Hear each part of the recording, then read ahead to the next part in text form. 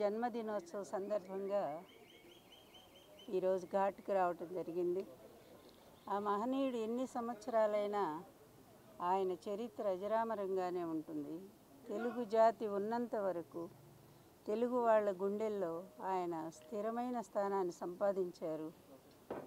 ఒక నటుడుగాను, అదేవిధంగా గొప్ప రాజకీయవేత్తగాను, భారతదేశంలో కాంగ్రెస్కి యాంటీ పార్టీలన్నింటినీ కూడా ఆయన కలిపి ఒక తాటి మీదకి తీసుకొచ్చి నేషనల్ ఫ్రంట్ స్థాపించి మొత్తం భారతదేశంలోని తెలుగు జాతి గౌరవాన్ని నిలబెట్టిన ఏకైక వ్యక్తి ఒక నందమూరి తారక రామారావు గారు.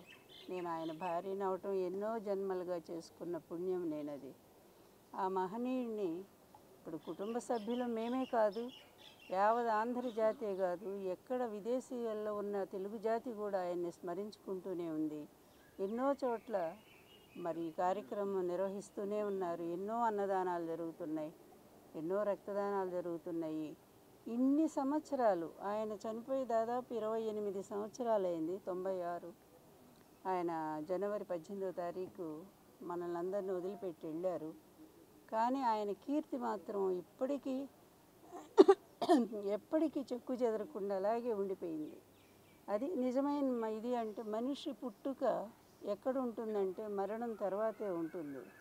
మరణించినా బ్రతికుండే వాళ్ళు ఎవరో భగవద్గీత చెప్పినట్టు కూడా అటువంటి మహామనిషి జాతస్య ధ్రువోహి మృత్యు అన్నట్టు మరణం అనేది ప్రతి ఒక్కళ్ళకి అది సహజమైనటువంటిది. మరణించిన బ్రతికి ఉండటం అనేది ఒక్క ఎన్టీఆర్ గారికే సాధ్యపడింది అనుకోవాలా. ఆయన ఎప్పటికీ ఉంటారు. నేను ఒక్కటే కోరుకుంటున్నాను, ఆయన ఆశీస్సులు తెలుగు ప్రజలందరికీ అందాలి, ఎప్పటికీ అందాలి. ఆయన ఆత్మ తెలుగు ప్రజల చుట్టూనే తిరుగుతూనే ఉంటుంది. న్యాయం కోసం ఆయన పోరాటం సాగిస్తూనే ఉంటుంది. మళ్ళీ మంచి ఈ ఎలక్షన్ల తర్వాత మంచి పరిపాలన కోసం ఆయన తప్పకుండా ఆయన ఆత్మ ఆశీస్సులు అందిస్తూనే ఉంటుంది. ఆంధ్రప్రదేశ్లో మంచి సుపరిపాలన మళ్ళీ కంటిన్యూ కాబోతూ ఉంది.